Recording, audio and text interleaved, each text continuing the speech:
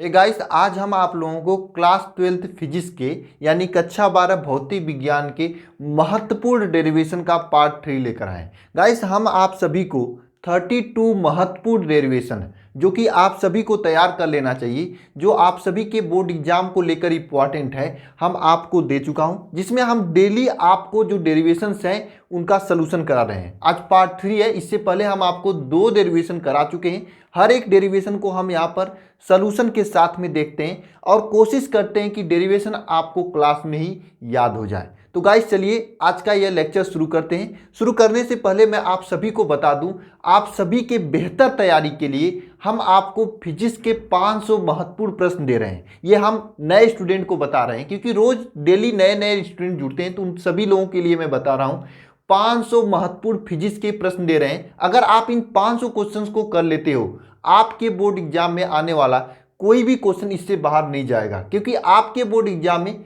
25 या 30 क्वेश्चन पूछे जाते हैं और हम आपको करा रहे हैं 500 क्वेश्चन। वो कैसे करा रहे हैं? आपको एक ही साथ 500 क्वेश्चन नहीं दे रहे हैं, डेली आपको 10 क्वेश्चन देता हूं। ऐसा हम 50 दिनों तक करने वाला हूं। अभी तक हम 106 से 7 क्वेश्चन दे भी चुका हूं, यानी आपको हम डेली 10 क्वेश्चन देता हूं। ऐसा हम 50 दिनों तक करने वाला हूं, तो ये आपके पूरे 500 क्वेश्चन हो जाएंगे। इस 500 क्वेश्चन में आपके सभी प्रकार के प्रश्न होंगे, चाहे आपके बहुविकल्पी, अति लघु उत्तरी, लघु उत्तरी, दीर्घ उत्तरी, आंकिक, डेरिवेशन, सभी प्रकार के प्रश्न हो जाएंगे। हम आपको 100 न्यूमेरिकल्स भी इसी 500 क्वेश्चन में देंगे। अगर आप इन्हें कर लेते हो, बोर्ड एग्जाम में आने वाला कोई भी क्वेश्चन इससे बाहर नहीं जाएगा। गाइस, इसे करने के लिए आप मेरे टेलीग्राम चैनल को ज्वाइन कर लीजिए। टेलीग्राम चैनल का लिंक नीचे डिस्क्रिप्शन में है, लेकिन लिंक में कुछ एरर आ गया है टेलीग्राम में, जिसके कारण से वह लिंक से नहीं खुल रहा। तो आपको क्या करना है, टेलीग्राम पे जाना है, अल्फा इंस्टीट्यूट सर्च करना है जिस ग्रुप में, क्योंकि बहुत फेक ग्रुप बन चुके हैं अल्फा इंस्टीट्यूट के नाम से। तो आपको क्या करना है, जिस ग्रुप में करीब 3000 के लगभग स्टूडेंट जुड़े हुए हैं, उसी में ज्वाइन हो जाना। और ज्वाइन होने से पहले देख लेना उसमें डेली डीपीपी दिया जा रहा है कि नहीं, डीपीपी का सलूशन दिया जा रहा है कि नहीं। गाइस, हम क्या करते हैं, डेली आपको डीपीपी देते हैं और आप सभी लोग उन डीपीपी को सॉल्व करके मुझे भेजते हैं। इससे आपका डेली के डेली 10 क्वेश्चन का समझ लीजिए एक टेस्ट हो जाता है। अगर आप डेली सॉल्व करके मुझे भेजते हो तो आपकी बेहतरीन तैयारी हो जाएगी। कुछ गलती भी करते हो आप लोग, तो मैं जो गलती आप लोग करते हो उसे मैं बता देता हूं मैसेज के जरिए, या फिर टेक्स्ट मैसेज के जरिए, या फिर वॉइस मैसेज के जरिए, या फिर कॉल करके। तो इस तरीके से आपका धीरे धीरे करके 500 क्वेश्चन भी हो जाएंगे, पता भी नहीं चलेगा। केवल 10 क्वेश्चन करना है आपको, 10 क्वेश्चन के ऊपर नहीं करना है, केवल 10 क्वेश्चन।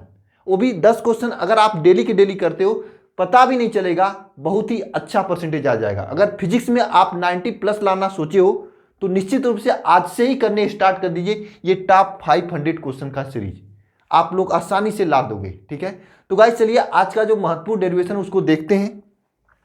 जो आज का महत्वपूर्ण डेरिवेशन है, हम कराएंगे आपको कि समांतर प्लेट संधारित्र के कारण जो धारिता होता है उसको, उसका सूत्र का निगमन करेंगे। साथ में यह आपको बताएंगे कि समांतर प्लेट संधारित्र के धारिता को कैसे घटाया या बढ़ाया जा सकता है। देखिए, ये डेरिवेशन मैं पहले भी करा चुका हूं, फिर भी मैं आज करा रहा हूं क्योंकि कुछ स्टूडेंट नए जुड़े हैं, प्लस में जो पुराने हैं मुझे मालूम है उनका वो रिवीजन नहीं किए होंगे। तो मेरे साथ कर लीजिए, आपका रिवीजन हो जाएगा 5 से 10 मिनट में बहुत ही अच्छे तरीके से। और इंपॉर्टेंट डेरिवेशन है, इस चैप्टर से 3 इंपॉर्टेंट डेरिवेशन है, जिसमें से ये मोस्ट इंपॉर्टेंट, इसके अलावा भी 2 हैं वो भी इंपॉर्टेंट ही हैं। मैं डीपीपी में उसे दिया था। ठीक है, तो गाइस चलिए शुरू करते हैं। समांतर प्लेट संधारित्र के धारिता के लिए एक व्यंजक, जो कि व्यंजक होता है आपका के एप्सिलॉन नॉट A/D, यही होता है ना सी के लिए, समांतर प्लेट संधारित्र की धारिता के लिए व्यंजक। तो इस व्यंजक को मुझे डेरिवेट करना है। ठीक है, अब ये सोचिए, ये जब भी डेरिवेशन पूछा जाएगा तो आपके बोर्ड एग्जाम में 3 से 4 नंबर वाले सेक्शन में पूछा जाएगा, और इस सूत्र पे बहुत से न्यूमेरिकल्स बनते हैं। तो इसको अगर आप डेरिवेशन में समझे रहोगे तो आसानी से न्यूमेरिकल को कर लोगे। तो गाइस चलिए देखते हैं।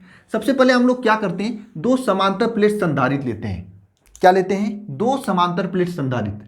देखिए, आप लोग जो मैं कहूंगा उसे कमेंट बॉक्स में कमेंट करते रहना और थोड़ा कंसंट्रेशन के साथ देखना। 2 समांतर प्लेट संधारित्र लेते हैं। ये 2 समांतर प्लेट संधारित्र है। ठीक है, क्या है ये दोनों के दोनों समांतर प्लेट संधारित्र है। इसे हम इसका नाम रखना चाहते हैं तो इसको नाम रख दीजिए आप P1 और P2। ठीक है, ये आपका दोनों का नाम हो गया। अब इससे क्या करते हैं, इस वाले समांतर प्लेट को हम +Q आवेश देते हैं। जब इसे प्लस क्यू आवेश देंगे तो यहाँ पर क्या आ जाएगा, प्लस आ जाएगा, आवेश आ जाएगा या नहीं आ जाएगा, जरा सोचना आप लोग। इस पे तो प्लस आवेश आ ही जाएगा ना। अरे भाई साहब, जब यहाँ पे इसे प्लस देंगे तो प्लस ही आएगा ना। लेकिन इस पे प्लस आएगा तो इसका पड़ोसी ये है, ये सोचेगा कि ये अगर प्लस रखता है तो मैं यहाँ पर माइनस रखूंगा, इसका अपोजिट रखेगा तो इस पे माइनस आ जाएगा। ठीक है, जब इस पे माइनस आएगा तो हम क्या करते हैं, इस वाले सिरे को ग्राउंडेड कर देते हैं, जमीन से जोड़ देते हैं। किससे जोड़ देते हैं, अर्थ से। अर्थ नहीं, पृथ्वी, पृथ्वी। चलिए जान लीजिए, इसका मतलब समझ लेना कि आपको इसे पृथ्वी से जोड़ दिए। ये पूरा कंडीशन है। और इनके बीच की जो दूरी है क्या है, डी है। इनके बीच की जो दूरी है डी है। और इनके बीच जो परावैद्युतांक रखा है, परावैद्युतांक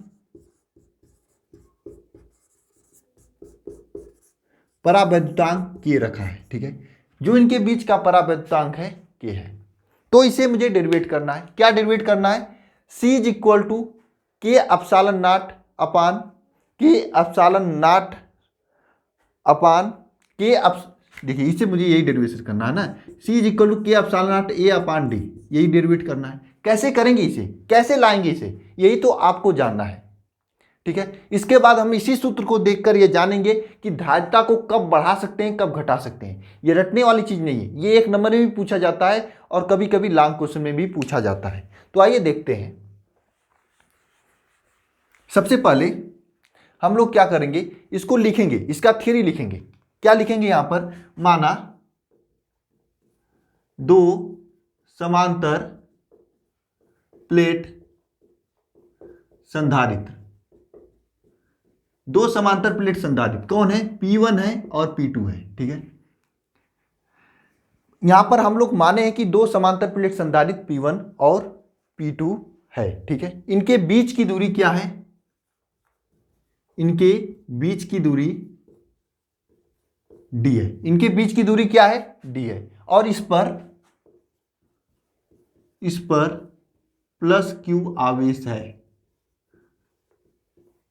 इस पर क्या है, प्लस क्यू आवेश है। आप जब भी बोर्ड एग्जाम में लिखोगे, ये फिगर ऊपर बनाओगे, नीचे ये लिखोगे कि माना दो समांतर प्लेट संधारित्र P1 और P2 हैं, इनके बीच की दूरी D है और इस पर प्लस क्यू आवेश है। ठीक है, और इनके बीच के परावैद्युतांक रखा गया है। इनके बीच के परावैद्युतांक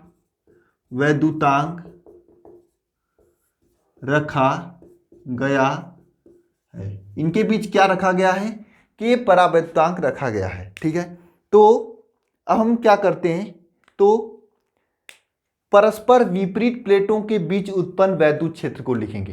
तो परस्पर विपरीत प्लेटों के बीच उत्पन्न वैद्युत क्षेत्र क्या होगा, परस्पर विपरीत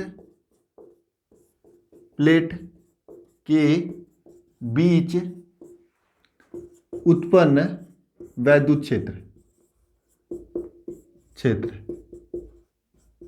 क्या हो जाएगा, E इज इक्वल टू क्या होगा, वैद्युत क्षेत्र E इज इक्वल टू क्या होगा, सिग्मा अपान के एप्सिलॉन नॉट। सिग्मा अपान के एप्सिलॉन नॉट। परस्पर दो प्लेटों के बीच जो है, विपरीत प्लेट है, इनके बीच उत्पन्न वैद्युत क्षेत्र के इज इक्वल टू होगा सिग्मा अपान एप्सिलॉन नॉट। देखो, आपको ये नहीं समझ में आ रहा होगा कि ये कैसे आया है। ये आपका वैद्युत जो आपका गॉस के प्रमेय है, उसी का अनुप्रयोग करके ये आता है कि दो अगर समांतर प्लेट संधारित्र हैं तो इनके बीच का जो समांतर प्लेट है, तो इनके कारण उत्पन्न वैद्युत क्षेत्र की तीव्रता E इज इक्वल टू होता है सिग्मा अपान एप्सिलॉन नॉट। अगर इनके बीच के परावैद्युतांक रखा है तो के एप्सिलॉन नॉट हो जाएगा। फिर से समझना बात को कि दो इस तरह से अगर प्लेट है तो इनके बीच उत्पन्न वैद्युत क्षेत्र होता है सिग्मा अपान एप्सिलॉन नॉट। अगर इनके बीच के परावैद्युतांक रखा गया है तो समझना सिग्मा अपान के एप्सिलॉन नॉट हो जाएगा। इसे रट लेना आप लोग, क्योंकि बहुत लोगों का नंबर रट लेते हो आप लोग, तो ये नहीं रट पाओगे कि E is equal to sigma upon epsilon naught. बहुत ही इजी है, आसान है। ठीक है, रट लेना इसे। इसको हम समीकरण नंबर 1 मानते हैं। अब हम क्या करते हैं, यहाँ पर आपको यह मालूम होना चाहिए कि ये जो सिग्मा होता है, सिग्मा होता है Q अपान A। क्या होता है, sigma is equal to Q upon A। होता है कि नहीं, sigma is equal to Q upon A, sigma is equal to Q upon A होता है कि नहीं, जरा सोचिए आप लोग, आपको ये बताया गया है कि नहीं कि सिग्मा क्या है, पृष्ठ घनत्व है, पृष्ठ घनत्व sigma is equal to Q upon A होता है। तो हम समीकरण नंबर 1 में इसी सिग्मा का मान क्यू अपान ए रख देते हैं, इज इक्वल टू क्या हो जाएगा, Q upon K A epsilon not, is equal to क्या हो जाएगा, Q upon K A epsilon not, is equal to क्या हो जाएगा, Q upon K A epsilon not. अब आगे क्या करते हैं, ध्यानपूर्वक देखना आप लोग, इज इक्वल टू क्या हो जाएगा, Q upon K A epsilon not, ठीक है, इज इक्वल टू यानी वैद्युत क्षेत्र, इज इक्वल टू वैद्युत क्षेत्र की तीव्रता, is equal to Q upon K A epsilon not. अब आपको क्या ज्ञात करना है, सी ज्ञात करना है। सी इज इक्वल टू क्या होता है, सी इज इक्वल टू क्या होता है, फार्मूला बताइए जरा आप लोग, क्यू अपान भी होता है। आप मुझे तो यहाँ पर ई निकला है, ई से अगर भी निकाल लेंगे तो यहाँ पर रखेंगे तो मुझे सी प्राप्त हो जाएगा। ये बात को समझना आप लोग, यहाँ पर मुझे ई निकला हुआ है, ये आपका ई है, ई है ना। अब यहाँ पर ई से अगर हम भी निकाल लें तो यहाँ पर रखेंगे तो आपका सी प्राप्त हो जाएगा। और आपको एक फार्मूला याद होगा जो कि आपको मैं बताया भी हूं कि ई इज इक्वल टू होता है बी अपान डी, होता है कि नहीं, E is equal to B upon D होता है, ठीक है। अब क्या करना है आपको, भी का मान ज्ञात करना है, तो बी इज इक्वल टू क्या हो जाएगा, ई इंटू डी, तो वही रखेंगे यहाँ पर। ई का मान क्या है, क्यू के A epsilon not into D, Q के A epsilon not into D. अब इसी भी का मान उठाकर यहां पर रखेंगे, तो आइए रखते हैं यहां पर भी का मान। सी इज इक्वल टू क्या हो जाएगा, Q upon Q into K A epsilon not into D, C is equal to Q upon K A epsilon not into D. अब देखिए क्या होता है, यहां पर क्या होता है, ये आपका क्यू क्यू से कट जाएगा, बचेगा यहां पर सी इज इक्वल टू क्या, के epsilon not a upon D, ठीक है, यही बचेगा। और ये आपका समांतर प्लेट संधारित्र की धारिता के लिए सूत्र है। बहुत ही आसानी से आपको मैंने समझाने की कोशिश किया, कुछ नहीं करना है। यहाँ पर वैद्युत क्षेत्र E is equal to sigma upon K epsilon not, sigma का मान ही होता है क्यू अपान ए, तो क्यू अपान ए यहाँ पर रखेंगे। अब ई इज इक्वल टू क्या हो जाएगा, भी upon D, E is equal to क्या हो जाएगा, भी अपान डी। अब भी का इंटू डी में करेंगे तो ई डी हो जाएगा। अब ई डी में ई का मान क्या होता है, Q upon K A epsilon not, ये होगा ना। अब के ए अपसालन नॉट का मान यहाँ पर हम भी सहित यहाँ पर रखेंगे और ये क्यू क्यू से कट जाएगा, यहाँ पर के epsilon not a upon D आपका सी का मान आ जाएगा। अब देखिए पूछता है क्वेश्चन की धारिता कैसे बढ़ा सकते हैं। अब यहां पर सूत्र को देखिए जरा, सी इज इक्वल टू क्या है, के epsilon not a upon D. ए क्या है यहां पर, यह ए क्या है आपका क्षेत्रफल है, क्षेत्रफल है, और डी क्या है, बीच की दूरी। ए आपका क्षेत्रफल है, डी बीच की दूरी है। तो कैसे बढ़ा सकते हैं, जरा सोचिए आप लोग कैसे बढ़ा सकते हैं। अगर मान लीजिए ए के जगह पर हम 2a रख दें, ठीक है, यानी क्षेत्रफल को दुगुना कर दें, तो जरा सोचिए क्या हो जाएगा, सी इज इक्वल टू क्या हो जाएगा, के epsilon not 2a upon D. मतलब कि ये के epsilon not 2a upon D, 2a मतलब दुगुना हो जाएगा। यानी क्षेत्रफल जैसे जैसे बढ़ाएंगे वैसे वैसे धारिता का मान घटेगा। उसी प्रकार से डी नीचे है तो डी को जैसे जैसे बढ़ाएंगे वैसे वैसे धारिता का मान घटेगा। यानी क्षेत्रफल जैसे जैसे बढ़ाएंगे धारिता का मान बढ़ेगा और बीच की दूरी जैसे जैसे बढ़ाएंगे धारिता का मान घटेगा। ठीक है, नहीं समझ में आया आप लोगों को, समझ में आएगा, इसे आप लोग नोट करिए तो भी मैं आपको बता रहा हूं। ठीक है, चलिए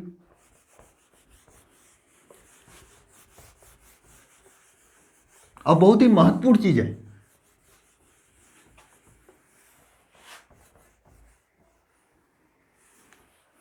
और इतना ही सटीक तरीके से आपको किसी बुक में भी नहीं मिलेगा जितना सटीक तरीके से मैंने आपको बताया। ठीक है, एक बार सभी लोग ये formula C is equal to K epsilon not upon D comment box में लिखें। हाँ, कुछ लोग कहते हैं कि सर मैं भेज नहीं पाता हूं या भेज नहीं पाती हूं टेलीग्राम पर। देखिए मेरा टेलीग्राम नंबर है, जाओगे 93 करके होगा, शायद मुझे याद नहीं है टेलीग्राम नंबर। उस टेलीग्राम नंबर को अपने मोबाइल में सेव कीजिए, तब आप लोग आसानी से भेज लोगे, भेजने का ऑप्शन देगा। ठीक है, आइए देखते हैं इसे कैसे इसको बढ़ाया जाएगा। सबसे पहले हम लोग क्या करते हैं, ए का मान बढ़ाकर 2a करते हैं, यहाँ पर रखते हैं 2a। तो पहले सबसे पहले c था, तो अब c1 मान लीजिए हो गया, ठीक है। क्या हो जाएगा c1 का मान, k epsilon not 2a upon d हो जाएगा, ठीक है। अब हम क्या करते हैं, इसको आप समझिए, यहाँ पर k epsilon not a upon d को क्या लिखेंगे, 2c लिखेंगे। अब जरा सोचिए, अगर a का स्थान पर 2a रख देते हैं, यानी क्षेत्रफल को दुगना कर देते हैं, तो इसका मान कितना हो जाएगा, दुगना हो जाएगा। हो जाएगा कि नहीं, दुगना, दुगना हो जा रहा है। इसी तरह से यहाँ पर 3 रखेंगे तो यहाँ पर 3 हो जाएगा, मतलब तिगुना हो जाएगा। जैसे जैसे क्षेत्रफल को बढ़ाएंगे वैसे वैसे धारिता का मान बढ़ेगा। यानी कि धारिता का मान कैसे बढ़ाया जा सकता है, अगर क्वेश्चन पूछे तो लिखेंगे समांतर प्लेट संधारित्र के क्षेत्रफल को बढ़ाकर हम धारिता का मान बढ़ा सकते हैं, पहली बात। दूसरी पॉइंट हम आपको बता रहे हैं कि कैसे बढ़ाया जा सकता है। ये देखिए बीच की दूरी है, ये बीच की दूरी है। अब हम लोग क्या करते हैं, दूरी को दुगना करते हैं। जब दूरी को दुगना करेंगे तो c1 का मान क्या हो जाएगा, जरा सोचिए, k, अब d के स्थान पर 2d रखिए तो क्या हो जाएगा, k epsilon not a upon 2d, ठीक है। जरा सोचिए, ये आपका c/2 हो जाएगा, मतलब आपका धारिता घट जाएगी, धारिता घट जाएगी। यानी जितना जितना आप दूरी बढ़ाओगे उतना उतना धारिता घटेगी। यानी अगर आपसे पूछे कि धारिता को कैसे बढ़ाया जा सकता है, तो उसके बीच का क्षेत्रफल बढ़ाकर बढ़ाया जा सकता है, या बीच की दूरी घटाकर बढ़ाया जा सकता है, ठीक है। बीच की दूरी घटाकर बढ़ाया जा सकता है, या बीच का या उनके बीच का क्षेत्रफल बढ़ाकर बढ़ाया जा सकता है, ठीक है। ये आपका कंसेप्ट है पूरा। मुझे उम्मीद है पूरा का पूरा आपको समझ में आया होगा। मिलते हैं नेक्स्ट वीडियो में। सभी लोग ध्यानपूर्वक इसी प्रकार से समझते रहिए, पढ़ते रहिए। हम आपका पूरा का पूरा डेरिवेशन, जो 32 डेरिवेशन, उसको तो मैं कंप्लीट करा ही दूंगा एग्जाम आने से पहले पहले, और 100 न्यूमेरिकल को भी करा दूंगा, ठीक है। और सभी लोग डीपीपी को सॉल्व कीजिए, वरना बहुत पछताओगे अगर नहीं सॉल्व करोगे तो। एग्जाम आएगा तब समझ में आएगा आप लोगों को। तो मिलते हैं नेक्स्ट वीडियो में, धन्यवाद।